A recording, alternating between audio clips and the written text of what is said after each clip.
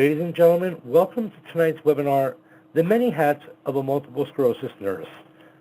Tonight's host is Marie Moore, NP, MSCN, and the President of the International Organization of MS Nurses.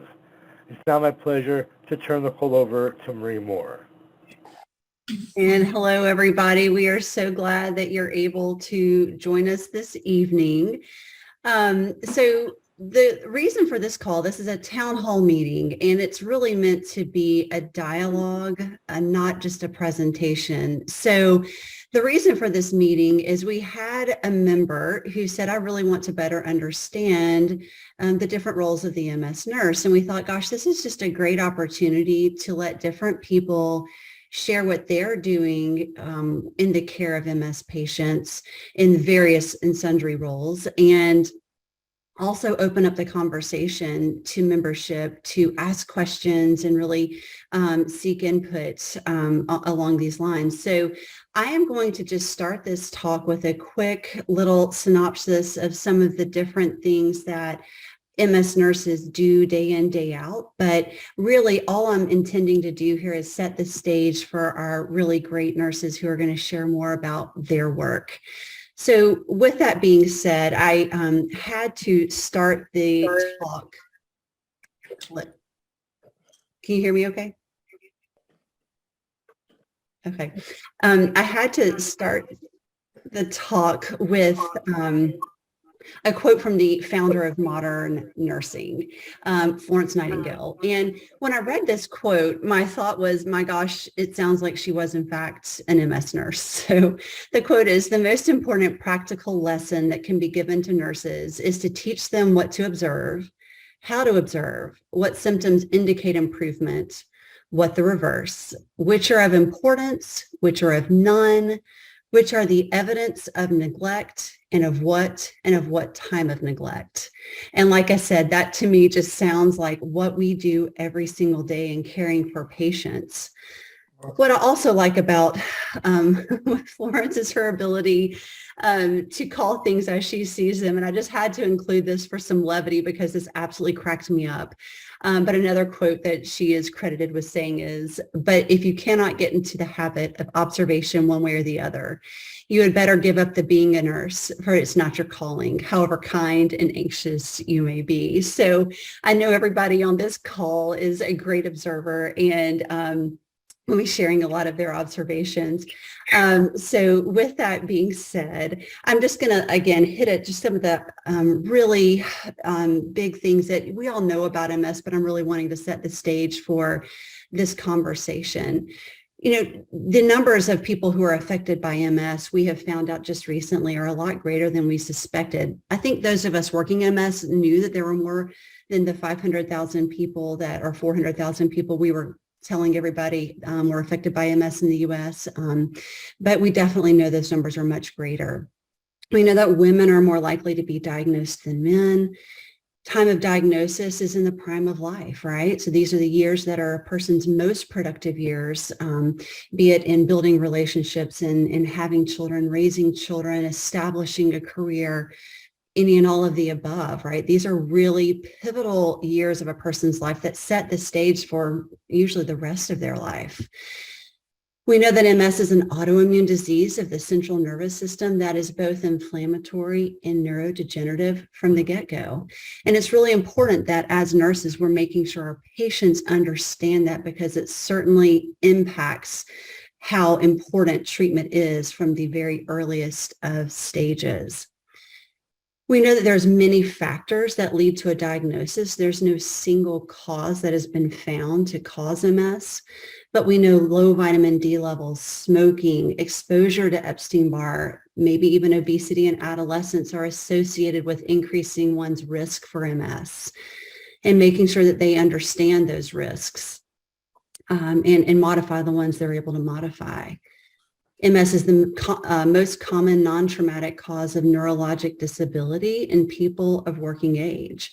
So again, prime of life, we've got a disease that can really change the trajectory of their entire lives. And that's where we oftentimes will enter their lives, is at the time of diagnosis or maybe at the time of a crisis. So what a responsibility we bear in the work that we do. I am not going to talk about medications tonight in any depth other than just to say, look at where we've come. When I started treating MS in 2001, we had about 4 medications in that first list of injectable agents that we could offer patients. The rest of these drugs were far in the future and were not available.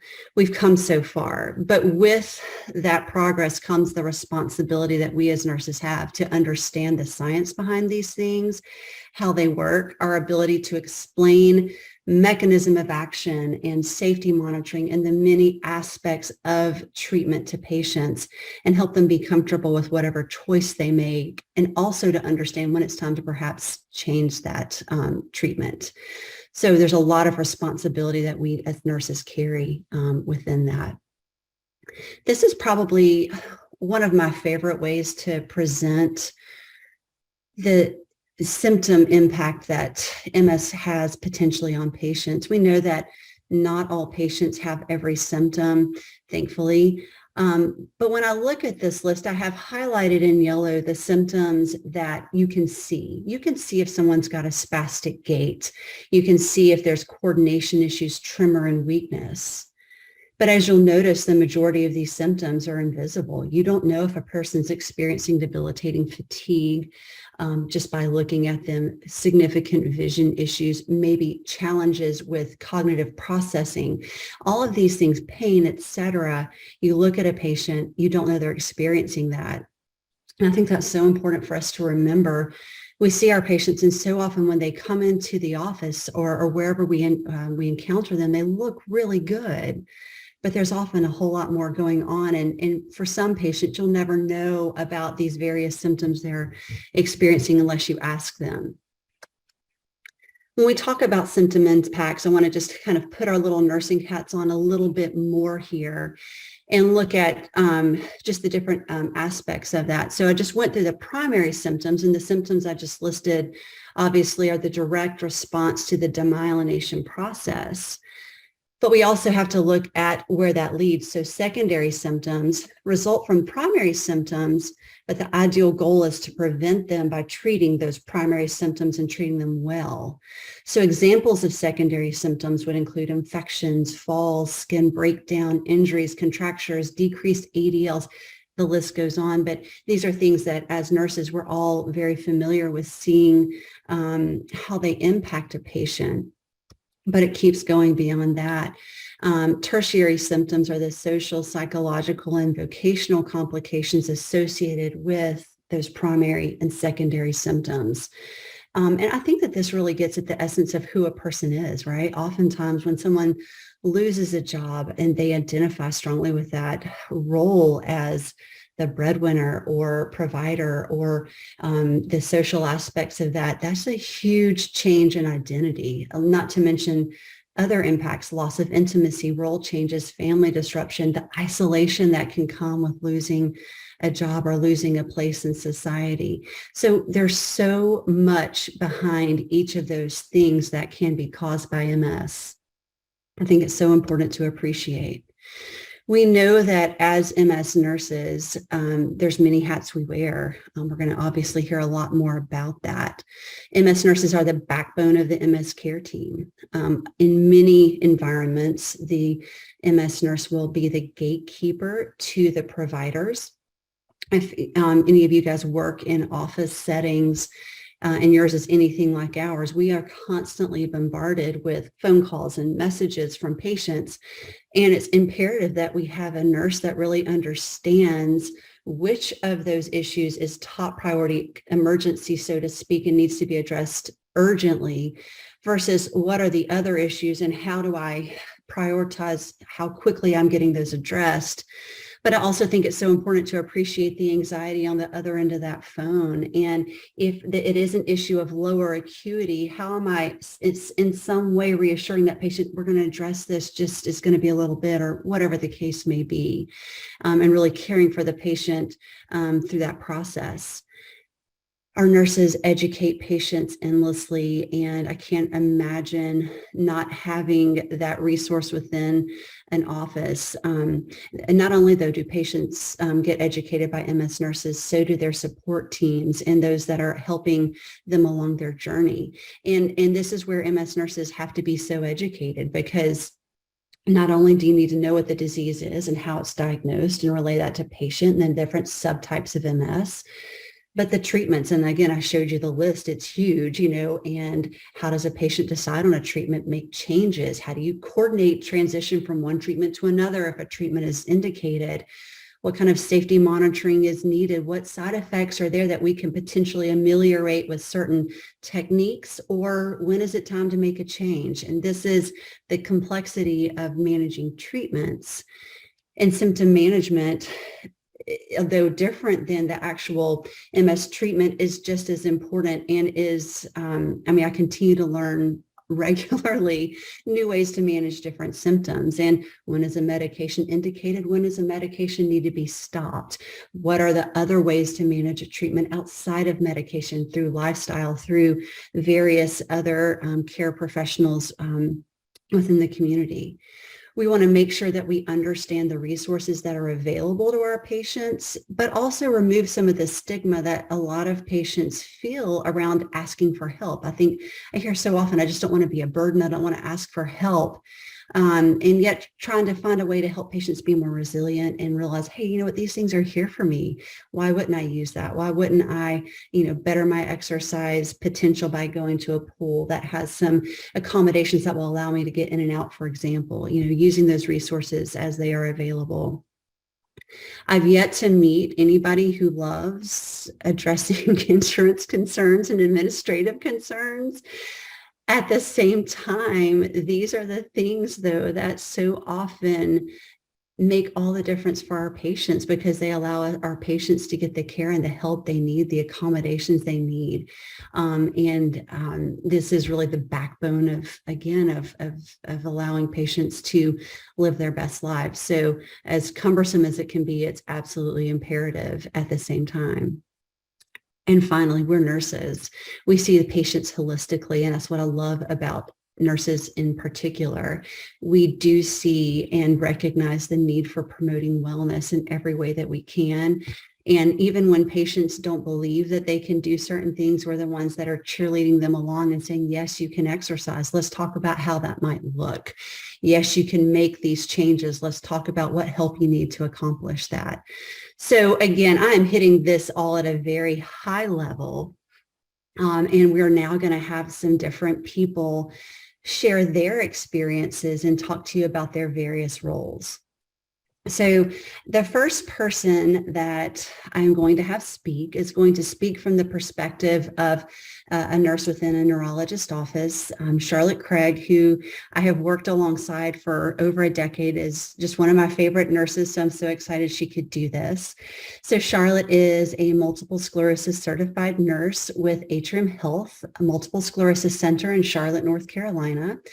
And she began working with patients at that MS center in 2009 and has held many positions within the center. I'm so impressed by Charlotte. She's gotten her master's degree and yet has insisted, I really am not interested in taking on a lot of management. I really want to do what I know is meaningful to patients and provide the best care for them. And she's used her education to really expand her reach within that center. So she's just an absolute crown jewel to that team. Throughout her time at the MS Center, she's attended numerous annual meetings of the CMSC. She's attended the Linda Morganti Leadership Program. It's gotten her certification, speaks to support groups for the National MS Society, and has actually led our team at Atrium to become the first disease-specific certified MS center in the U.S. by the Joint Commission's designation in 2012. And she really has this commitment to improving quality of care of MS patients within the center, the community, and making sure that patients understand the need for and have access to MS specialized care. So with that being said, I'm going to turn things over to Charlotte. Hi, can you hear me? Okay. Yes. Well, thanks for having me. Thank you for that introduction, Marie. So again, I'm Charlotte and have worked at our MS Center since 2009. And really kind of fell into this position because I didn't want to work in the hospital anymore. And I think like many nurses learned, for about 10 minutes about MS in nursing school during our neurology rotation. So a basic overview of the office MS nurse. We do lots of different things. A lot of just sort of your basic clerical duties, medication refills, medication enrollment forms, form completion, like Marie talked about, things like DMV forms, disability forms. We do a lot of FMLA forms, completing prior authorizations with insurance.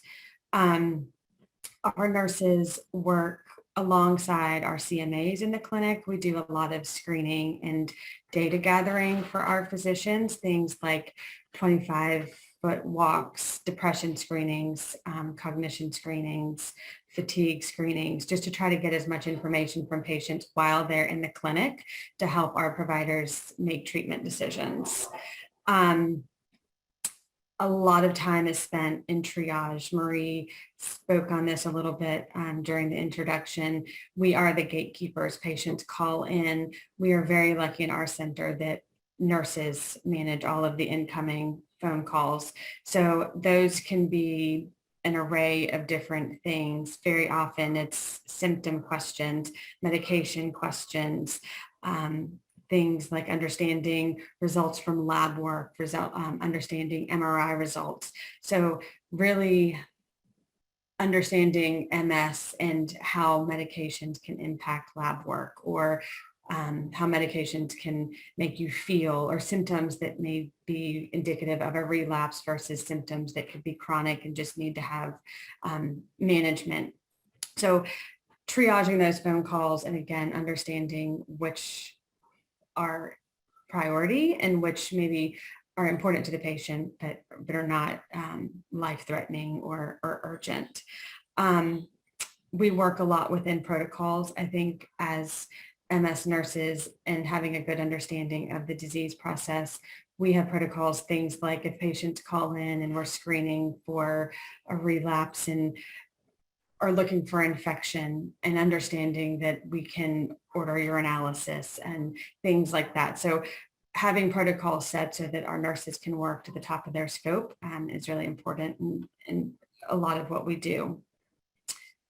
So my favorite part of my job is the education. I have worked really hard to learn about MS, understand how MS works as a disease, how the medications we use work to manage the disease, how medications interact, and also the resources and things available to all of our patients. So our providers are wonderful. I've had the opportunity to work with really excellent MS specialists, but they only have so much time. And I feel like I can help with a lot of the education that goes along with MS. So a lot of what I do is educate patients on the medication options that were given to them, understanding how those medications might make them feel, what to expect, how to take them, when they need to call, things that are normal and things that are abnormal. We do a lot of education on symptom management, how to manage symptoms with medication, how to manage symptoms with exercise, with good sleep habits, things like that. We try to improve healthy lifestyle. Some of my favorite conversations are when patients come in and they say they just want to treat their MS holistically without medication. And I think they're always really surprised when I say, we are all about managing, exercise and healthy diet and healthy lifestyle. Of course, we also want to use research supported medications, but also I can go into a lot of the other ways to manage MS through healthy lifestyle. A lot of what we educate on also is resources, things like the MS Society, where people can go for support within the community, just offering my experience with patients. You know, these are relationships that you make over a long time. I've had patients that I've been taken care of since 2009. So we've built a lot of trust. I know their history, and that's important to me. And I think that's important to patients. And I think they can trust my my insight on how they're going to do, or things that may impact how they're going to do. And then also being a resource to other clinics. I'm working a specialty office. Lots of patients are seen in general neurology clinics. And so being a resource for the teammates in those clinics, for other nurses, for other CMAs, sometimes even for other neurologists that are looking for some direction. I love when they can call, and I feel like I can help those clinics as well, because then we've reached that many more patients. So over my time at the MS Center, I have found the IMSN very helpful. Becoming MS certified, I think, just gives nurses, you know, that credibility that we are committed to MS, we're committed to our education, we're committed to understanding the disease state. And so I think that people feel like they can trust us and know that we know what we're talking about. Attended the Linda Morganti MS Nurse Leadership Program. That was huge when I was a new MS nurse, and was amazing for me. I learned so much and met so many people. So networking was really great. And I've always, any new nurse that has joined our clinic, I've always suggested they attend that, because it's just a great opportunity to learn a lot about MS, and specifically being a nurse caring for MS patients. Other things, you know, that I have used that for, again, networking, the newsletters. I frequent the IMSN site just to look for, you know, best practices, updates, you know, clinical updates. They have a DMT sheet that I use all the time, because we need to know, you know, we need to know what's on the horizon. Patients are interested in research. Patients want to know what's coming. And so I think that this is a great place for nurses to learn about how nurses can help take care of MS patients and help providers take care of MS patients. And IMSN has been fantastic for that. And I think that's about all I do in a nutshell. That's kind of funny. Thank you, Charlotte. And just for the audience, if you guys have questions for Charlotte that you want to designate to her, please feel free to type those in. And at the end of the call, we'll circle back around for sure. So next on the agenda is Iris.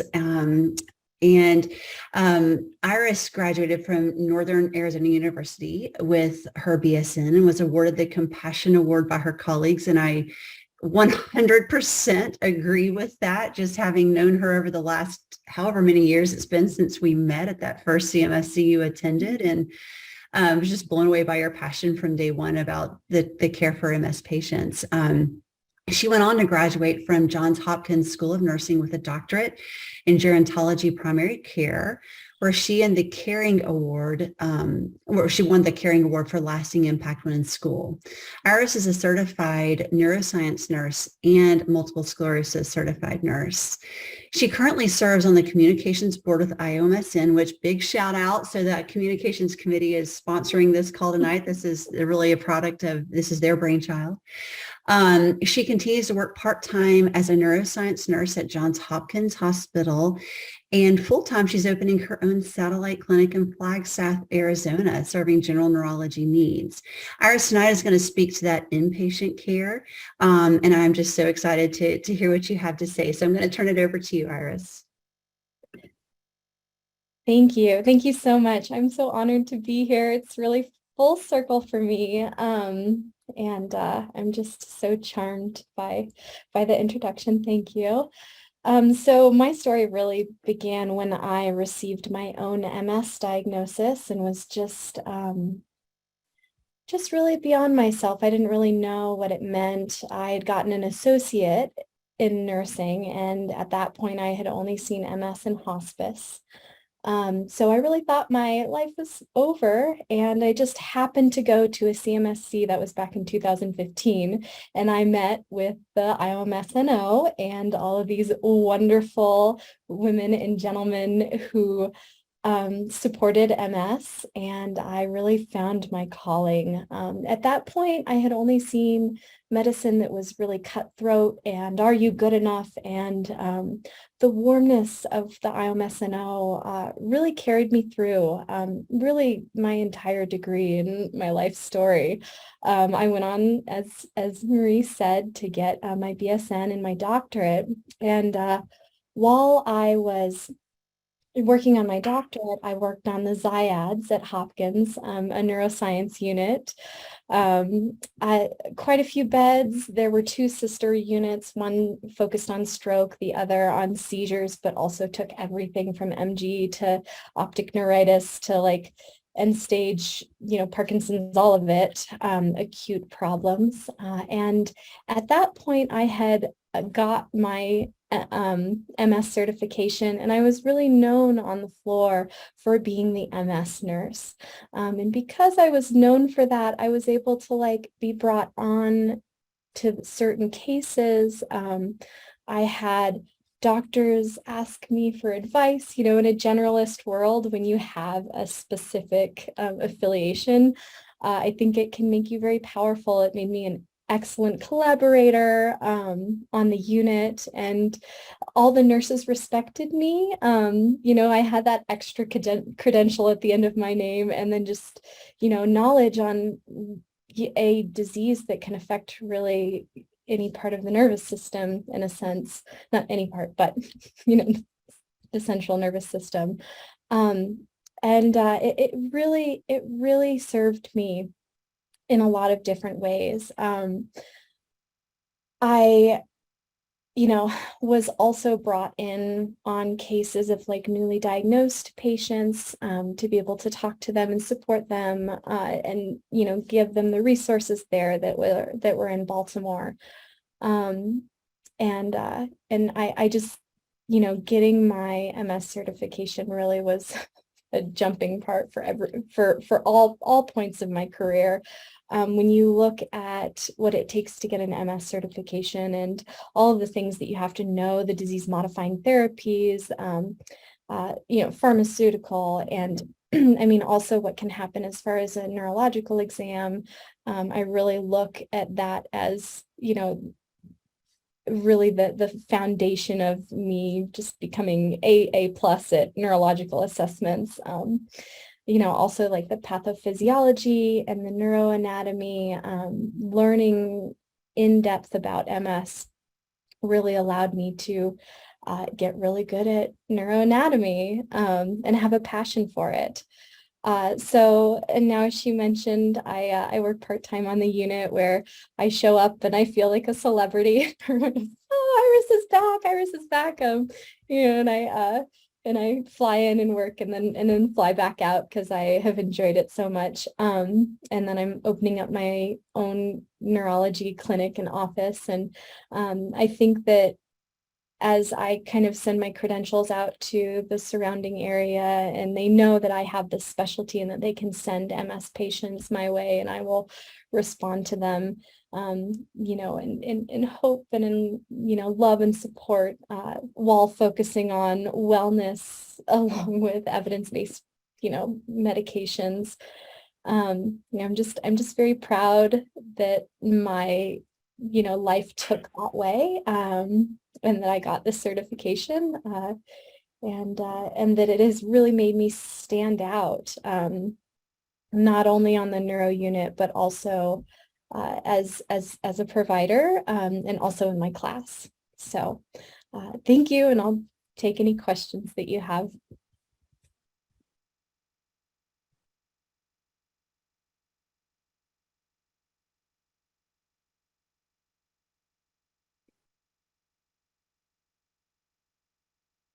Oops. Sorry, I couldn't get my unmute button. Can you all hear me now? We can, yeah. Okay, sorry about that, guys. Okay, thanks so much, Iris. And gosh, that passion has been evident from day one, and it's just fun to see you spread your wings. And I'm excited to hear about the great things that come out of Arizona. So thank you so much for sharing. Our next team member is Dale Walentine, and I met Dale. We were on a committee to update some prescribing guidelines for not prescribing guidelines, there's some infusion guidelines for an infusible medication that sorely needed updating. And I was just instantly impressed with just the knowledge that he brought from an infusion standpoint. And so I'm really excited that he agreed to speak to what he does in the infusion center. So Dale is an MS certified nurse with a bachelor's degree who has worked part-time at the Rocky Mountain Multiple Sclerosis Clinic since 2009. He is the infusion operation manager there. He also works at the Intermountain Medical Center Hospital part-time as a hospitalist coordinator. So he's got his hands in several different pots. Obviously, it sounds like a lot of our people are overachievers and doing multiple cool things. But I'm just going to ask Dale speak to the infusion piece, which is near and dear to my heart. And I love the opportunities that infusion nurses have to interact with patients. So I look forward to hearing him share more about that. So I'm turning it over to you, Dale. Thank you, Marie. Can everybody hear me, I guess? So, Yes. Infusion has been great. I've been here, like Marie said, since 2009, and I've just been doing it part-time. I enjoy it. I enjoy starting IVs and working directly with patients. I've been a nurse since 2007. Before nursing, I worked in business and in finance. So nursing was not my first profession, but it's the best profession that I've been involved with, working with people, and I really enjoy the science and the expertise and working with the doctors and people and research. Infusion, what we do, my clinic here, we have around 900 infusions per month, 30 to 40 infusions per day. When I first started, we had 2 or 3 nurses working, and it's expanded. Back in 2009, really, we were just infusing Tysabri or natalizumab, and then the injectables were the other modalities. So it's greatly changed since 2009 with all the other medicines that Marie discussed, and being MS certified has really helped me stay on top of the other therapies out there and try to have understanding of them. In infusion, we specialize with just the infusion process. Our clinic has MAs and administrators answering the phones. So what we screen for primarily in infusion is infections and PML, side effect of we mainly, 90% of our infusion is Tysabri. So we're screening for PML and infections, and we evaluate the laboratory work and the MRIs. We want to make sure that they're to date for the patients, and we become specialists with vascular access, starting IVs and being really good at it, and trying to make sure that the patient has a good experience and they feel safe, and so we are here to help them and not do anything to hurt them, you know. So being an infusion nurse has been awesome. We learn a lot about medications, their mechanism of action, and we explain that to our patients. So we educate benefits of the infusion medications.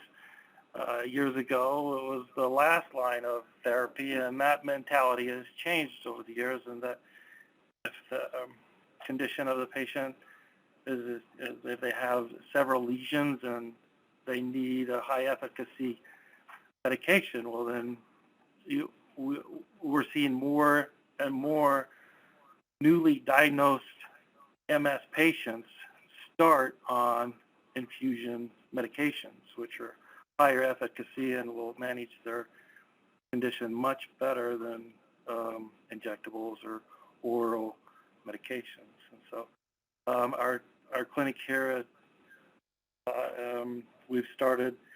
we're involved in research, and the last year and a half we've been doing stem cell infusions.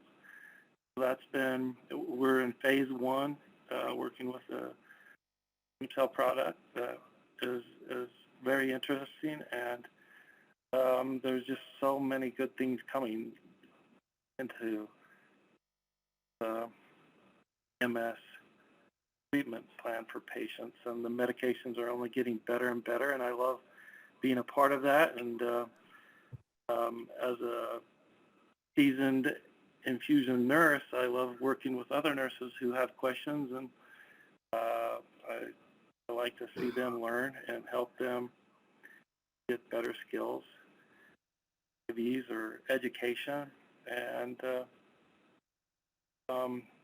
being MS certified it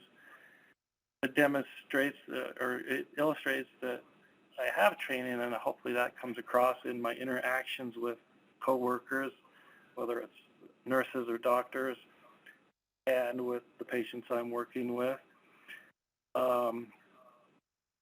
It gives my patients confidence in me. It helps me stay engaged as a caregiver to try to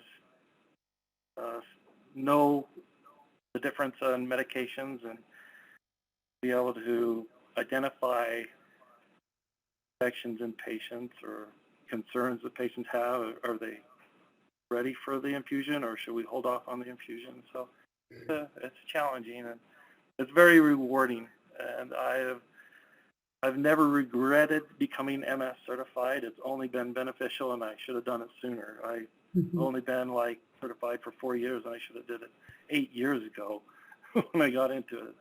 It's a great organization, and it's very doable, and I could only recommend it going forward for everyone working with MS patients. It's very helpful.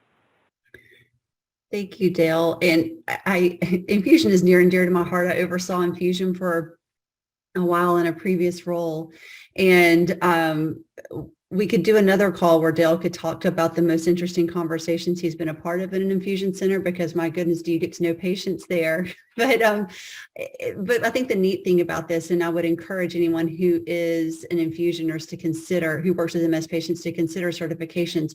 Patients have so many questions about MS, and to have a reliable source of information, I think it's really worth its weight in gold. And not only is it a service to the patients, it's really a service to the other members of the care team, that the patients are getting reliable information, because as we all know, there is a plethora of shall we say, less than reputable information floating around out there. So thank you so much, Dale. So our next speaker is Carrie Howard. And Carrie, I met through Bev Layton, for those of you who know Bev. And I'm so excited to have her aboard. She's from Alabama, which is where I'm from. So you got some deep Southern roots on this call tonight. But Carrie has been a registered nurse for 25 years. She worked in med-surg and ICU until she began her MS journey as a clinical research nurse coordinator in 2014 at the University of Alabama at Birmingham, otherwise known as UAB. In 2016, she became certified as an MS certified nurse. And, I love that her passion is really working with MS patients. It's more than a job to her. It's a commitment to continue to work towards developing DMTs, or disease-modifying therapies, to help slow disease progression and ultimately find a cure. She has recently celebrated her 20th wedding anniversary and has 2 teenage daughters that she alluded to earlier, maybe hiding a little bit from at work right now. But, I'm so glad to have you here. And, gosh, what a neat role research is. And so I'm excited to hear what you have to tell us about all that you do, Carrie. I'm turning it over to you now. Thank you so much. I'm not the best speaker, so you will see me reading some, so forgive me. Hello, everyone. Good evening. My name is Carrie Howard, As Marie said, I work at the University of Alabama at Birmingham. I have been a research nurse coordinator in the Department of Neurology here for 9 years, working mostly with MS clinical trials. When I first started in this role, I didn't know anything about research, and I did not know anything about MS. I had a lot to learn, but I was ready for something new and decided I was up for the challenge. So there's a lot that goes into conducting a clinical trial, including understanding different protocols, what phase the trial is in, the medication or device that's being studied, and the type of patient that will fit criteria for the study.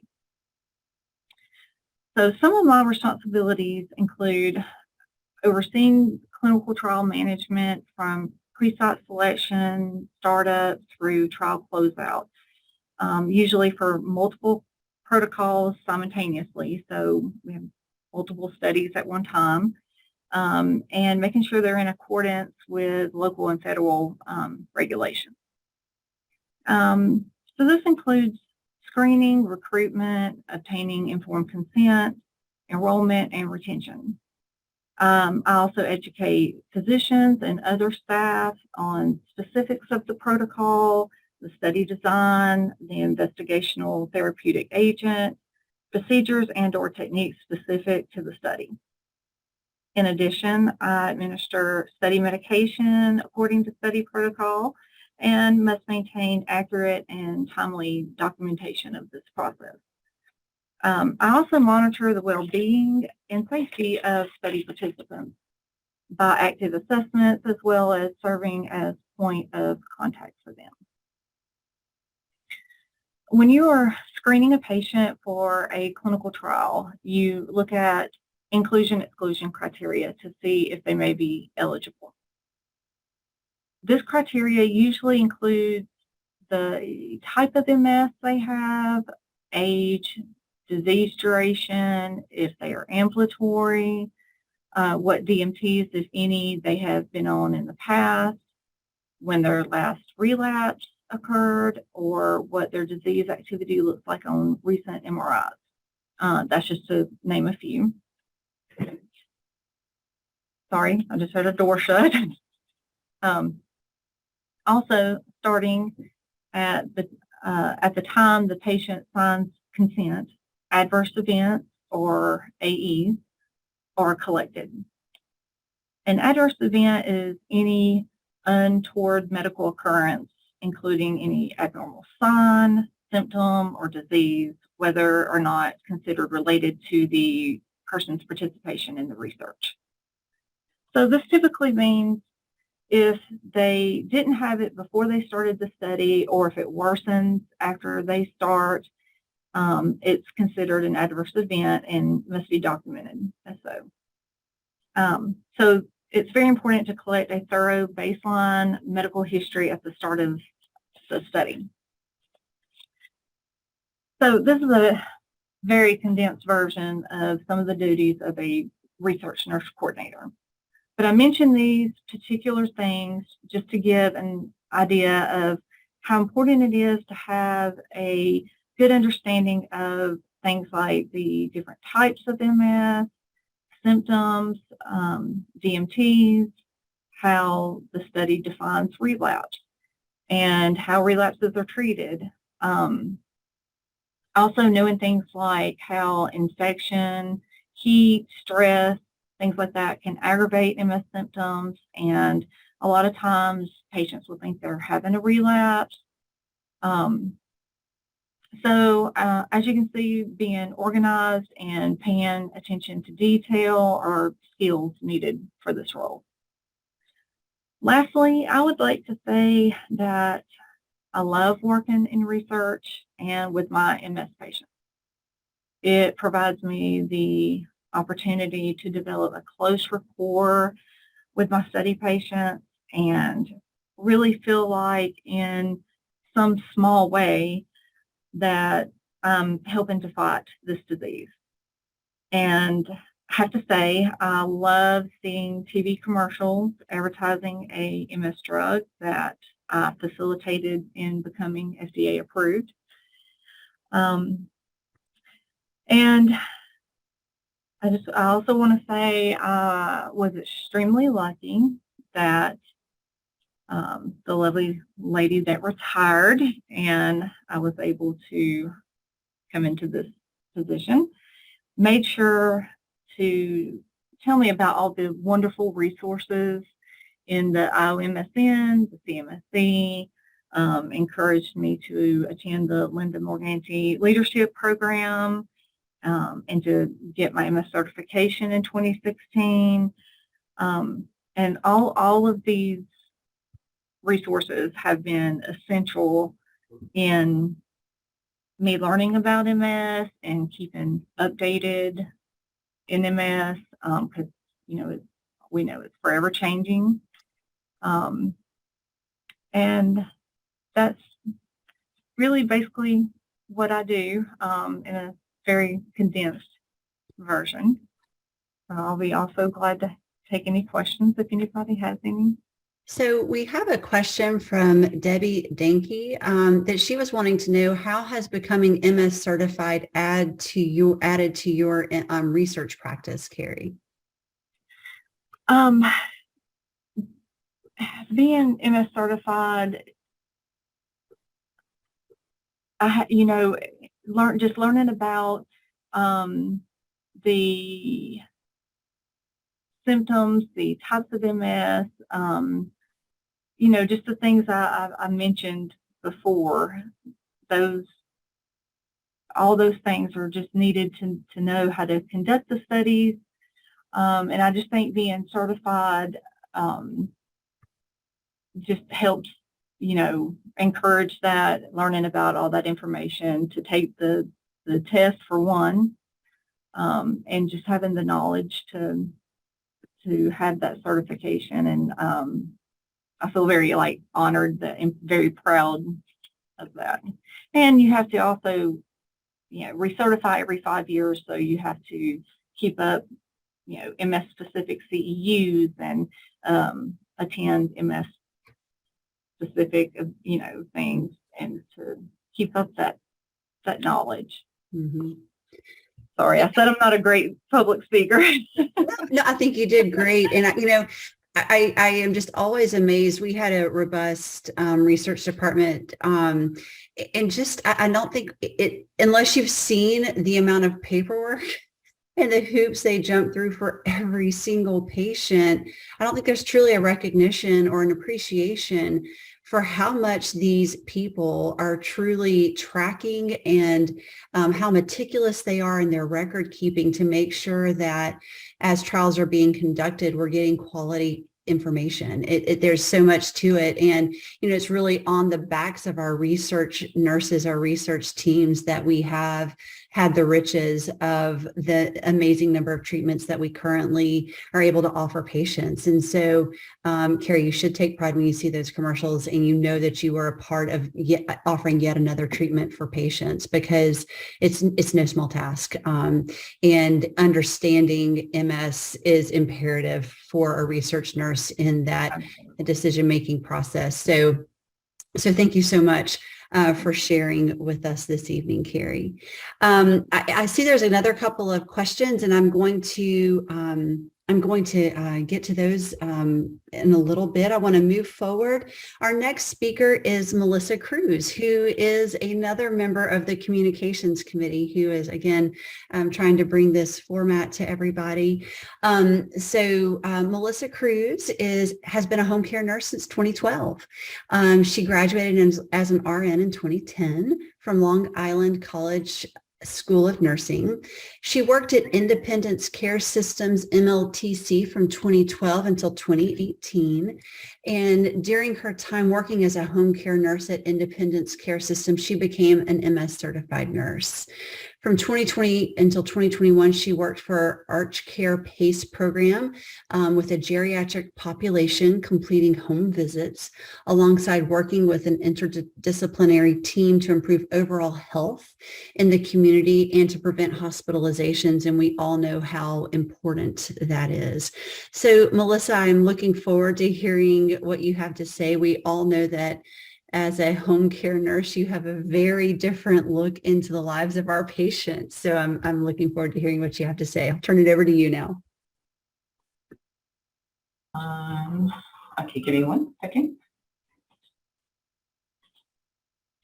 Okay, hello everyone. My name is Melissa Cruz, and tonight I will present you a brief description on the role of a home care nurse. I've been a home care nurse for 13 years. A home care RN visits we call them members in the community or clients. We don't call them patients. A lot of patients, once they're outside in the community, they don't want to be labeled as patients because they believe there's a stigma behind that. So respectfully, we call them members or clients. So as a home care nurse, we perform the visits in the home. The nurse performs the in-home visits and plans interventions and sets goals with the member. The home care RN will often work with an interdisciplinary team to provide member-centered care. Home visits could be conducted at various frequencies, such as weekly, monthly, or every 3 to 6 months, depending on the member's need at the time.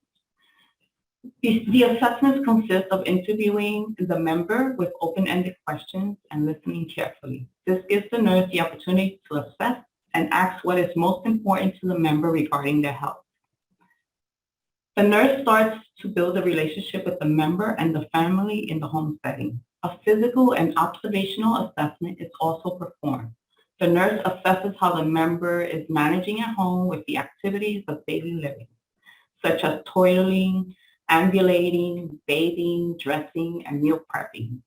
Using an evaluation tool to determine the member's needs, the home care nurse will be able to determine what are the needs of hours that the member will need for someone to take care of them at home besides having a family member. And sometimes a lot of these members live by themselves.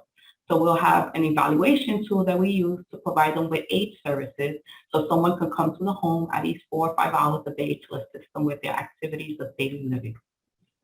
During the assessment, the nurse is educating the member and their families on disease symptom management. The nurse is assessing the member's support system at home and in the surrounding community. Planning interventions involves the members, their family if the member is in agreement, and the IDT team, which is the interdisciplinary team. The IDT team is made up of social workers, physical, occupational, speech, recreational, therapists, a nutritionist, RNs, and NPs. The IDT team also collaborates with primary care doctors and the specialists when needed. In planning interventions, the RN determines which services the member will benefit from to maintain a better quality of life. After case discussions with the IDT team, recommendations and referrals are made. Goal setting. We set short-term and long-term goals with the member, and we often continue to evaluate these goals for any barriers, such as cultural and physical barriers that could prevent them from reaching their goals. The home care nursing was my first job after graduating from nursing school. At first, I was a little intimidated entering someone's home, not knowing what to expect. Working in the home care setting allowed me to develop an ongoing connection with the members in their own personal space.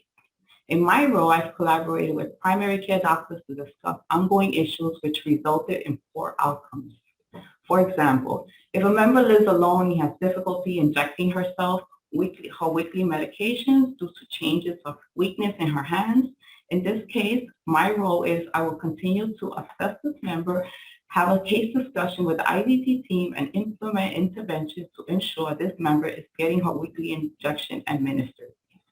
As I continued visiting members, it was rewarding to see the outcomes of my role and how I was having an impact on improving and maintaining their quality of life.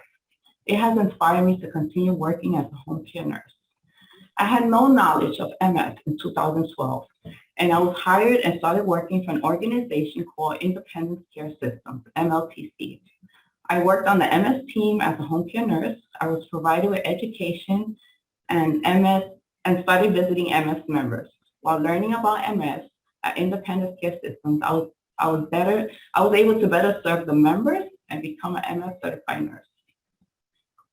The IOMSN website has plenty of information and educational tools, which also contributed to my knowledge as a home care nurse.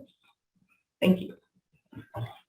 Thank you so much, Melissa. And I just really appreciate your passion for helping patients in settings that we don't oftentimes get to see them. That's such a huge bonus to have someone who understands MS in those settings. So thank you so much. So our next speaker is Kathy Costello. And for anybody who is certified, you've probably seen her name across all the publications you used to study for the exam. She's absolutely been an absolute pillar in the MS nursing world. So I'm so excited to get to hear from her. So Kathy earned both her Bachelor of Science and Master of Science degrees from the University of Maryland. She's an adult nurse practitioner and has specialized in MS care for more than 25 years in academic comprehensive care centers as a nurse and a nurse practitioner. She, like I said, has written and lectured extensively on MS and MS care. She previously led efforts on a professional workforce expansion and education for the MS Society. She was a clinician at the University of Maryland MS Center and the Johns Hopkins MS Center. She is past president of the IOMSN and previously chaired the MS Specialist Certification Committee for the Consortium of MS Centers. She's worked with the Multiple Sclerosis International Federation on efforts to add MS medications to the World Health Organization Essential Medicines list. So we have a nurse practitioner who has worked in nonprofits, who has worked on an advocacy to make sure that patients are getting their essential treatments for this disease. She has gone on now to work for, she's the Chief Operating Officer for CanDo Multiple Sclerosis, where she leads teams focused on programs, marketing, and development so that CanDo can deliver health and wellness education for families living with MS. She is also an adjunct faculty in the Department of Neurology at Johns Hopkins University School of Medicine in Baltimore. So Kathy has worn so many hats, and I'm so excited, Kathy, to have you share some of your experience regarding some of these kind of non-traditional roles that you've been a part of, yet have had such great impact, wide-reaching to many people. So I'll turn it over to you now, Kathy. Thanks so much, Marie, and thanks for that kind introduction. So let me start by saying I've been around in MS care and actually in nursing for a long, long time. A friend of mine used to say that she was the oldest living MS nurse, and I might be ready to take on that role pretty soon. I'm not sure. But with all that time comes lots of different opportunities and different ways that you can kind of plug into a particular area. And for me and for all of us that are here, that's in MS care. But there's a lot of ways to do that. And I think that for me, while I spent a long, long time at one institution, after that, I started to just kind of try on different roles to see where I felt I could maybe have the most impact.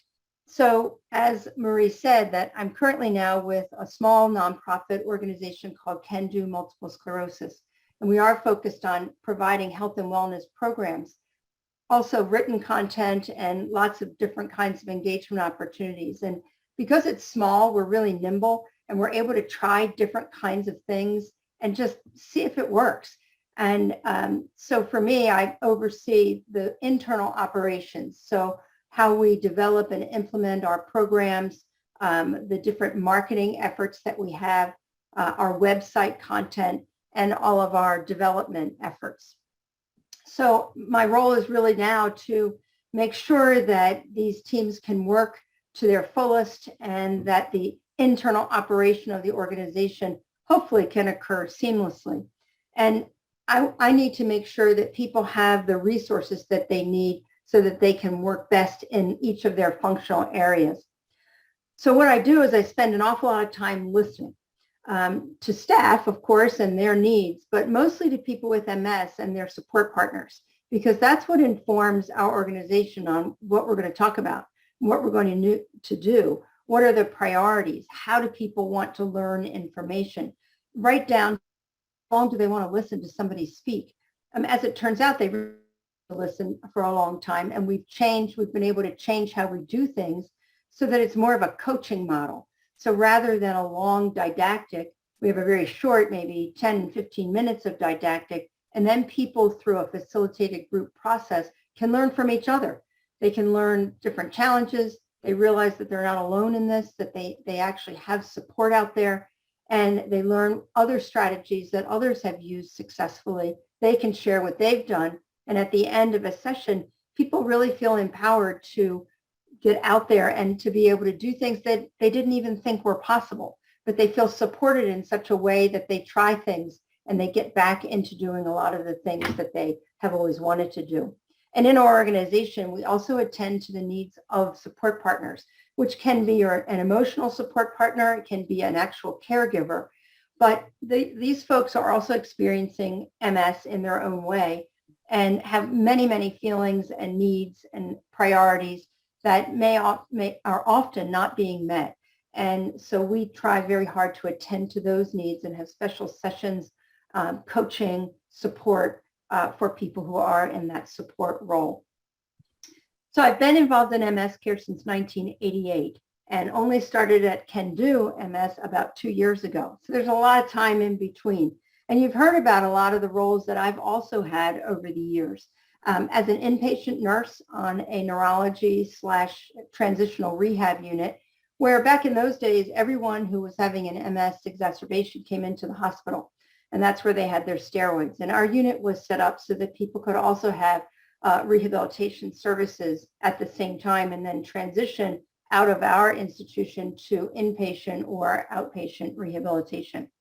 So as you can imagine, having mostly people with MS on that unit, I had an opportunity to learn an awful lot about how MS was impacting their lives. And I realized that that's really where I wanted to devote my time and my focus.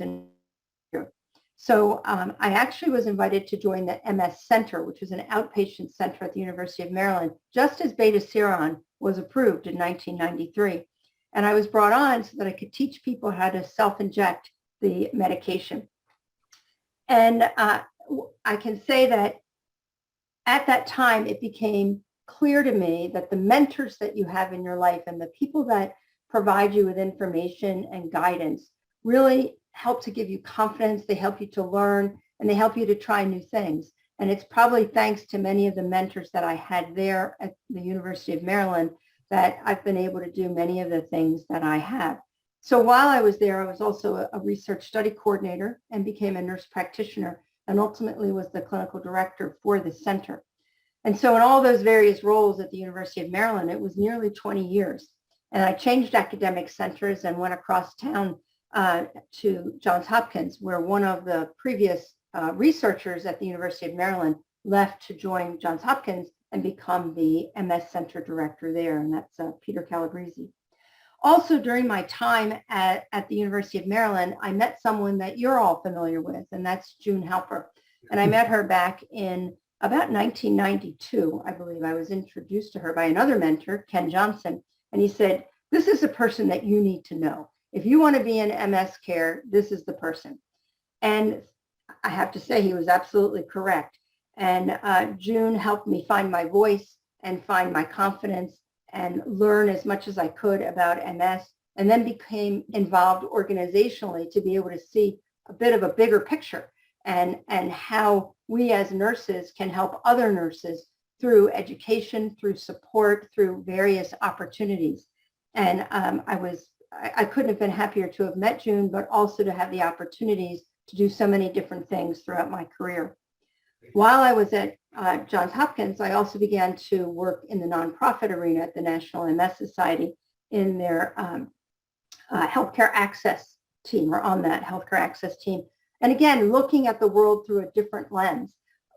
What is it, now that I've had that lens of listening to people with MS and understanding what their needs are, how can I take that information and put that into more of a policy or recommendations, or how do you design a fellowship program for postdocs that incorporates everything that I've learned as a nurse into their academic education, and how to develop that fellowship program so that they might have a little bit of nursing as they go off into the world as a physician.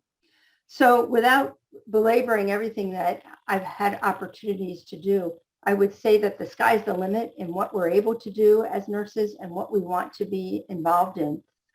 There's definitely a role for everyone. And hey, if that's not the role for you, there's lots more out there. I would honestly say that getting to know the people that are involved in the IOMSN and becoming involved yourself is a great way to learn all these different roles that people have, and you can too become more involved. So I'm happy to take any questions, and I think there's one more person that's going to discuss her role now. I was trying to get out of it, Kathy. I think we are about out of time. I mean, truly about out of time. I will just say a few words. My name is Marie, and I've obviously talked throughout the night. I am a nurse practitioner in Charlotte, and we really wanted to focus on the nursing role this evening. So I kind of just wanted to speak about this. I have been a nurse practitioner since 2001 and started my first job at a neurology practice 100% because I couldn't find a job in family practice, which is what I thought I wanted to do with my life. It's amazing how sometimes we get led into things that end up being exactly where we need to be, even though we had no clue. I knew nothing about MS. I did not learn anything about MS in school. But I quickly began to learn about MS and began to learn about other neurological diseases. In 2004, I was actually diagnosed with MS. And for that reason, about a year later, left neurology for a few years just to kind of get me figured out. But left with some hesitation to ever go back, but one of my mentors, Mike Hoffman at an MS center here, talked me into coming back. He was my doctor at the time. And what I will say is when I came, I didn't know anything about IOMSN in my first role. But when I came back, the first thing I was told was, you've got to join IOMSN. And oh my goodness, how correct Linda Moore was. For some of you, I know Kathy, you know her, how correct she was, right? Because suddenly I found out that as much as I thought I knew about MS from having treated it, having had the disease myself, there were volumes I had never even been made aware of. My first consortium was like going to the MS Mecca, so to speak. It was all things MS. And I was just like this wide-eyed person thinking, oh my goodness, this is amazing. And I say that to say, in our different roles, there is so much support out there. There is so much information out there. It's just a matter of figuring out how to get a hold of it. And the IOMSN has just really put the cookies on the bottom shelf, so to speak. There's so much information. But not only that, as I have continued to learn more about MS and now have been treating MS as a nurse practitioner for many years now, I can't state loudly enough the value that colleagues have in my practice of either validating my practice or challenging it, right? And I think all that does is make us better practitioners, right? Like Kathy was talking about, really paying attention to the care members. Sometimes it's so easy in a 30-minute visit, just focus and check your list off and go through all the, the DMT stuff with the patient and, check an exam, that kind of thing. But how often do we actually turn to the person who's with that patient and really pay attention to them? There's just so much more to it. And I've been continually challenged by my colleagues as we all continue to strive to make the world a better place for MS patients. So, within the role of advanced practice, we do get that window into patients' lives, but I can't do what I do without the nurses, without the home health team, without the physical therapist, without the advocacy piece, right? That's going on to make sure patients have the resources they need through the different societies that are doing that type of thing.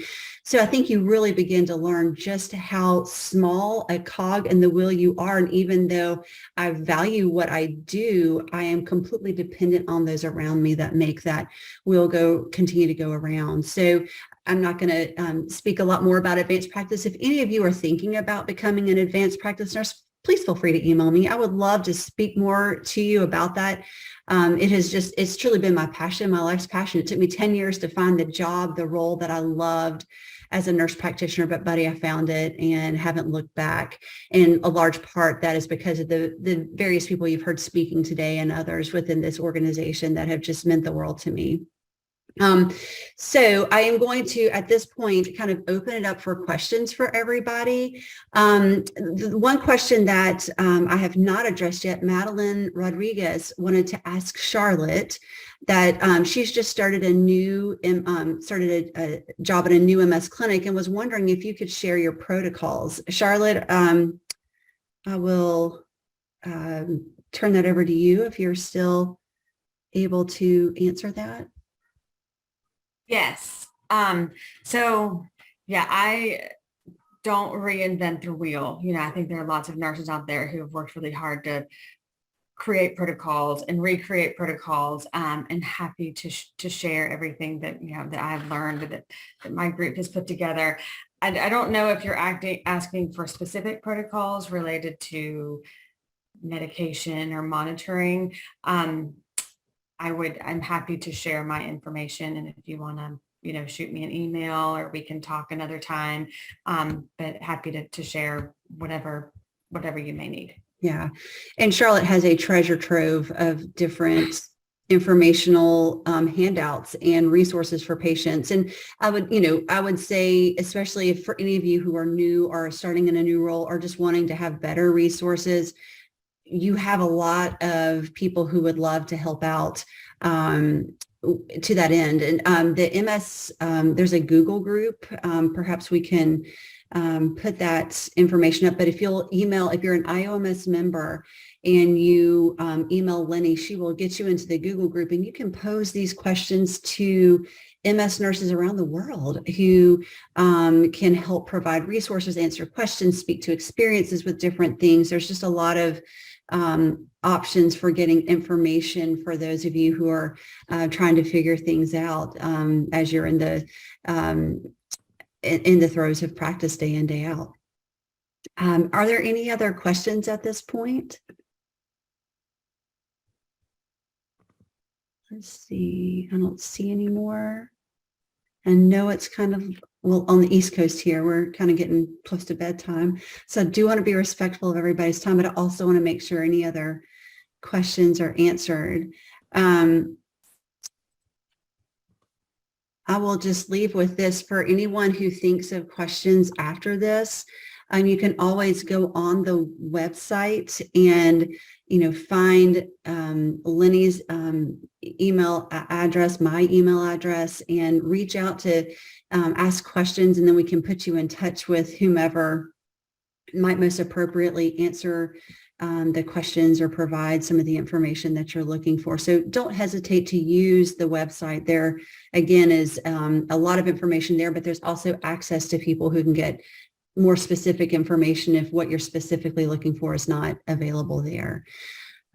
So I, at this point, unless somebody stops me, I'm going to go ahead and just wrap up by saying, this is who we are with IOMSN. Our mission is the establishment and perpetuation of a specialized branch of nursing in multiple sclerosis to establish standards of nursing care in MS, to support nursing research, and to educate the healthcare community about MS, and to disseminate this knowledge throughout the world. That is a lofty mission. But guys, we're achieving things, like we're making a difference. We're getting that information out there, and we need as many people joining the team and helping as possible. The ultimate goal of the IOMSN is to improve the lives of all those persons affected by MS through the provision of appropriate healthcare services and to make hope happen. And my goodness, there's a lot of hope to be had and to be shared with patients, which is probably one of my favorite parts of working with MS, is to really just share how much we can offer patients. So with that being said, I'm going to end the call tonight. Thank you so much for participating. Thank you to all of our speakers for sharing a little bit about what you do. For those of you who are seeking kind of what you want to do within the nursing field, especially if it's the MS nursing field, gosh, this is a great place. We are all here with open arms to welcome you, to encourage you along your journey, and to help us continue to move the wheel of making sure that MS patients are living their best lives. Thank you all, and good night. Thank you. You may now disconnect.